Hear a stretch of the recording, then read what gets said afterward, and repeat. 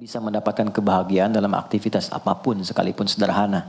Tapi ketika kebahagiaan itu tidak diiringi dengan ridha Allah, rasanya itu akan selalu sementara. Kita butuh momen-momen baru untuk mendatangkan kebahagiaan itu. Tapi titik poin ketika Allah ridha dengan apa yang kita kerjakan, apa yang kita lakukan, maka Allah akan tanamkan satu cawan yang luas kandungannya, yang bisa menerima setiap keadaan dengan hal yang paling menyenangkan. Apapun yang kita lihat selalu nyaman. Yang kita dapati, kita ridha dengan apa yang Allah berikan. Keadaan itulah yang oleh Nabi itu diungkapkan dengan komen yang sangat simpel tapi dalam isinya. Kata Nabi, ajaban di amril mu'min. Orang beriman itu kalau benar imannya, maka kehidupan itu mengagumkan. Bila dia mendapatkan kesuksesan, dia iringi dengan kesyukuran. Sehingga sifatnya tetap proporsional. Dia sukses tapi ada keseimbangan dengan syukur. Sehingga tidak berlebihan menyalurkan kesuksesannya itu. Dan dengan sifat berlebihan itu hanya memberikan beban pada dirinya. Saya pernah sampaikan kan, di kesuksesan itu identik dengan gaya hidup.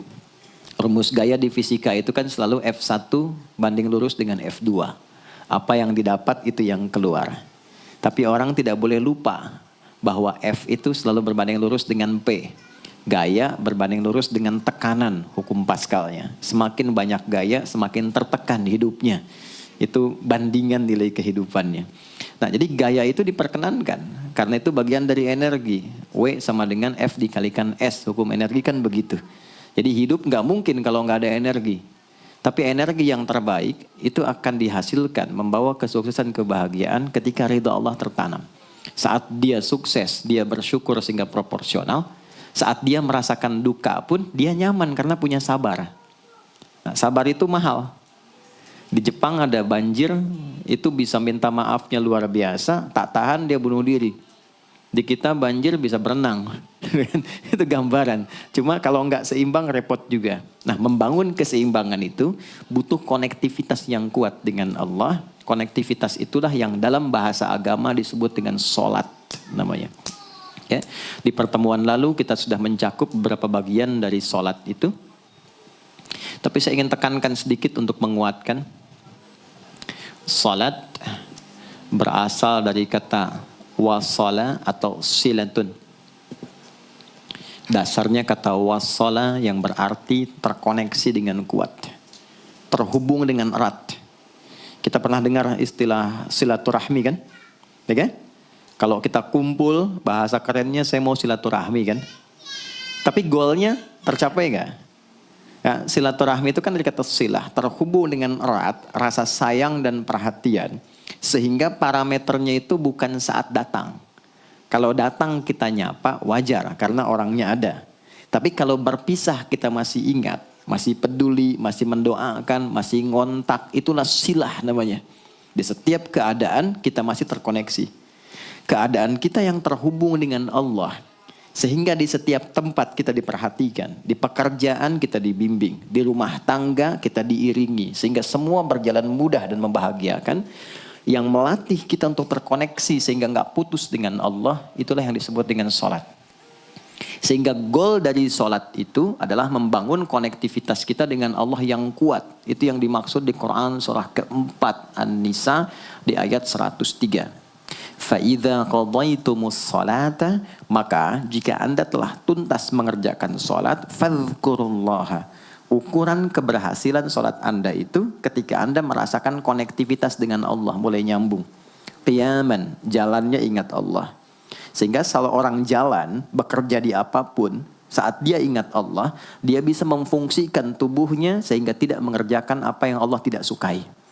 Gak akan mungkin Anda melihat sesuatu yang tidak Allah senangi. Dalam keadaan yang sama Anda ingat Allah. Gak akan mungkin melangkah pada tempat yang salah saat ingat Allah. Dan itu tidak mudah. Karena banyak orang keluar masjid pun setelah selesai sholat masih tertukar sendal. Padahal kalau dia ingat Allah gak mungkin itu terjadi. Itu pelajaran dasarnya. Wa qu'udan wa ala junubikum. Baik itu duduk bahkan sampai berbaring. Ada koneksi. Nah jadi singkatnya, sholat itu semua gerakannya, semua bacaannya, Dari mulai kita bertakbir sampai kita salam, bacaan yang mengiringi, itu bukan sekedar gerakan hampa makna, formalitas kita bergerak dan berakhir, bukan sekedar membaca bacaan yang tidak ada isinya, tapi semua bimbingan bagaimana kita diajarkan langsung oleh Rasulullah bisa mengoneksikan lewat gerakan dan bacaan itu tersambung kepada Allah, sehingga feedbacknya semua apa yang kita bacakan dijawab oleh Allah. Semua gerakan yang kita lakukan ini hakikatnya bimbingan tentang inti kehidupan kita. Jadi di sholat itu ada bacaan, ada gerakan, ada hikmah, ada maknanya semua. Jadi bukan kita takbir begini hampa saja. Tidak. Kenapa mesti begini? Kenapa tangan yang kanan menutup yang kiri? Kenapa bacaannya setelah itu ada iftitah, ada al-fatihah? Itu ada maknanya. Dan dahsyatnya semua profesi-profesi sahabat dan generasi setelahnya yang belajar dengan benar tentang sholat ini, itu semua merubah hidupnya jadi lebih sukses dari apapun yang mereka pilih dalam menjalani hidup. Dan yang paling hebat, itu yang menjadikan Nabi mendapat perintah pertama bukan zakat, bukan haji, bukan umrah, bukan puasa, tapi sholat. Dan perintahnya khusus, spesial, disampaikan dalam peristiwa Isra Mi'raj untuk memberikan pesan begitu tingginya nilai sholat ini untuk kehidupan manusia. Mohon izin maaf bagi teman-teman yang baru bergabung, supaya tidak banyak mengulang, teman-teman bisa cek kembali di pelajaran sebelumnya. Kita kemarin telah selesai di pembahasan iftitah dengan tangan kanan meletakkan di punggung yang kiri, lalu kemudian diletakkan di atas dada seperti ini. Kesimpulannya adalah, saya cepat saja, dari mulai kita bertakbir, kalau ingin terkoneksi dengan Allah, maka fokuskan diri kita untuk tersambung. Buang urusan dunia semua ke belakang. Jangan bawa dalam sholat. Kalau ingin kita tersambung dengan Allah, tepikan yang lain, hadapkan diri kita, pasrahkan. Hanya Allah yang tinggi, yang agung, yang istimewa. Kalimat agung, tinggi, istimewa, itu disebut dengan akbar. Maka kita ucapkan Allahu Akbar. Kita buang semua urusan dunia ke belakang, pasrahkan diri kita, hadirkan sekarang hanya Allah yang agung saja. Itu poinnya. Kenapa problemnya? Tidak sedikit orang sholat itu sulit menemukan kekhusyuan. Karena dia bertakbir masih membawa dunia. Dia tidak sholat dengan memahami gerakan takbirnya. Dia jadikan sebagai formalitas. Apakah benar? Secara fikih benar. Gugur kewajiban, dapat pahala sesuai keikhlasan. Tapi value dari sholat yang mahal itu nggak dapat. Itu poinnya. Buang semua urusan dunia. Kemudian tambatkan diri kita hanya kepada Allah. Dan uniknya kata Nabi, di fase itulah setan mulai bertugas yang mengganggu kita. Supaya kita tidak fokus untuk memahami dan melakukan apa yang kita baca dan kita gerakan. Ada setan khusus menggoda orang sholat, namanya khanzab. Nanti ada 9 jenis setan yang detil tugasnya itu berada di sekitaran kita. Mungkin satu kali Mas Baim kita belajar tentang fikih setan. Belum pernah ada kan ya? Anda kalau kesini cuma tahu jalan yang lurus, nggak tahu macetnya, nggak tahu lubangnya, sulit menghindarinya. Kebanyakan orang belajar tentang malaikat, tapi nggak belajar setannya. Sehingga nggak tahu setan apa yang sedang memprovokasi dirinya. Di Quran, malaikat disebutkan 88 kali, setan disebutkan 88 kali. Kalau kita cuma dengar motivasinya, nggak tahu provokasinya, kita nggak tahu bagaimana cara menghindari yang ini. Itu poinnya. Khanzab itu, dia menggoda orang sholat, dimulai dari takbir. Jadi kalau belum takbir, Anda bisa merasa fokus apa saja. Nggak percaya silakan. Sebelum takbir tuh bisa siap fokus. Tapi begitu Anda mulai bertakbir, di hadis riwayat Abu Daud, Allahu Akbar, fayaqulu syaitanu. Maka di sini setan mulai tugasnya untuk mengganggu orang supaya nggak dapat nilai-nilai tadi. Maka dia berkata, udhkur kadza. Kamu ingat ini ya, kamu ingat itu ya. Betapa Anda memulai dengan membuang semua urusan dunia. Tapi kalau sudah takbir, itu setan yang install. Masuk sendiri dia. Makanya kalau nggak percaya silakan nanti zuhur tuh ya. Begitu Anda takbir, itu masuk semua. Ingat ini, ingat itu, mobil parkir di mana. Sampai ceramah saya sekarang pun itu akan masuk. Ingat ya, ada setan yang goda. Nah itu setan itu. Itu setan sendiri. Membuat kita itu begitu lupa. Sampai lihat ujung hadisnya. Hatta la yash'ural musalli kam raka'atan yusalli. Sampai nanti akan ditemukan orang sholat. Dia tidak sadar berapa rakaat sedang menunaikan sholatnya. Nah, itu kalau Nabi sampaikan pasti terjadi. Poin.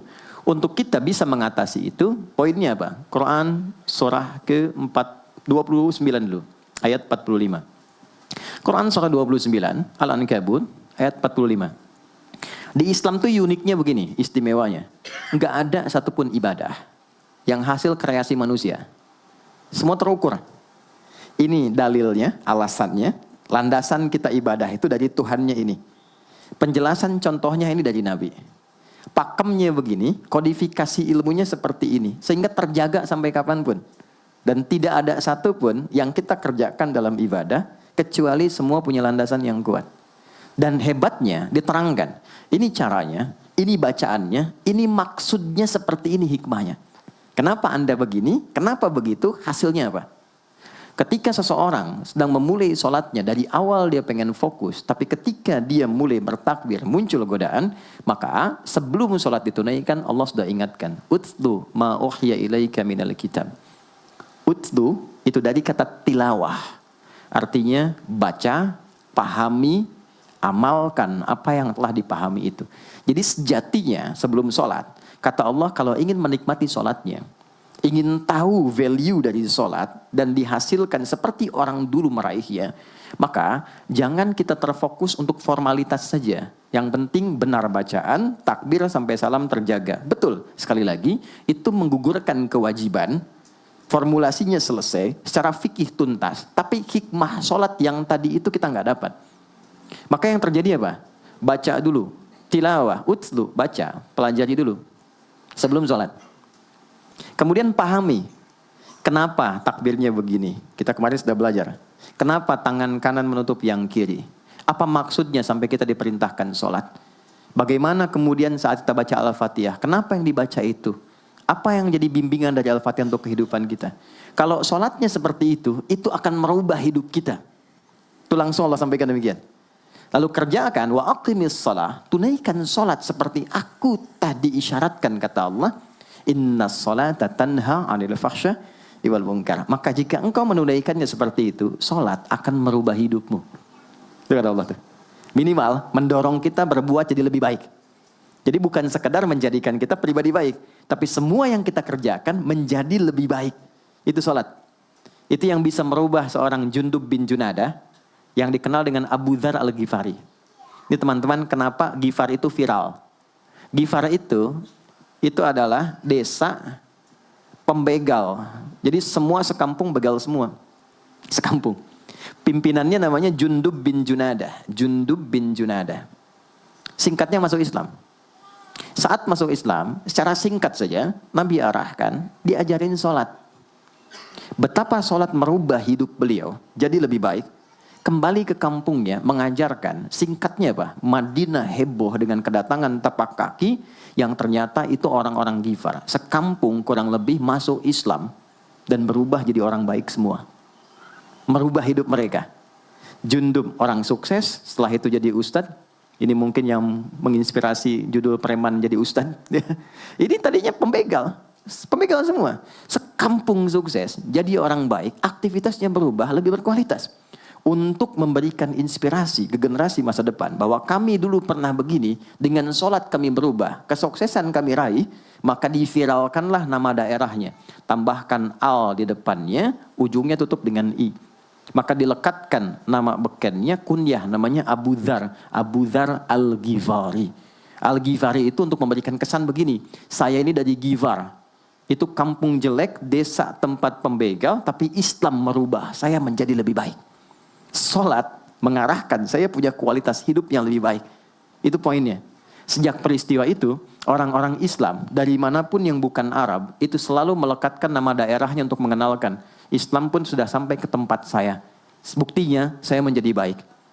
Ada namanya Muhammad, punya bapak namanya Ismail, punya kakek namanya Ibrahim, kakek buyutnya Al-Mughirah, eyang buyutnya Al-Bardizbah, tinggal di kecamatan Ju'fah, kabupatennya Bukhara, provinsinya Khorasan, negaranya Uzbekistan sekarang. Maka karena dari Bukhara, dia kenalkan diri, datang ke daerah Arab, saya dari Bukhara. Rumus yang sama, tambahkan al di depannya, ujungnya i. Maka dia katakan, Ana Al-Bukhari. Itulah Imam Al-Bukhari. Bukan orang Arab. Kita punya guru besar Syekh Nawawi dari Banten. Ana Nawawi Al-Bantani. Ana Ahmad Yasin Al-Padangi. Tapi kesan kota itu untuk menunjukkan Islam telah sampai ke tempat saya dan merubah saya menjadi lebih baik. Kang Baim datang ke Mekah umrah, katakan saya Baim Bong al tanah kusiri. Maka kesan yang dibangun itu telah sampai ke tempat saya, merubah saya lebih baik. Saya Arman al Pondok Indahi misalnya kan, tidak masalah. Itu sah. Dan orang mengenal, oh rupanya Islam telah ke setiap wilayah. Tapi value-nya sampai enggak. Jangan cuma kita katakan saya dari fulan, saya dari tempat A. Poinnya adalah apa yang merubah engkau dari Islam menjadikan engkau lebih baik. Jadi kalau ada orang Islam mengaku Muslim, lisannya tidak lebih baik. Maaf sekali, telinganya mendengar tidak yang baik, perilakunya kurang baik, maka dipertanyakan klaim keislamannya. Sudah sejauh mana saya mendapatkan keberkahan dari Islam itu? Itu yang menjadikan kenapa sholat paling pokok dipaksa kita wajib. Bukan karena sujud rukuknya. Anda tidak sujud pun tidak akan menurunkan status Allah sebagai Tuhan. Tetap Tuhan. Tapi ternyata ada value besar yang dengan kasih Allah diminta kita sholat supaya kita minimal jadi orang baik. Dan sukses dalam hidup.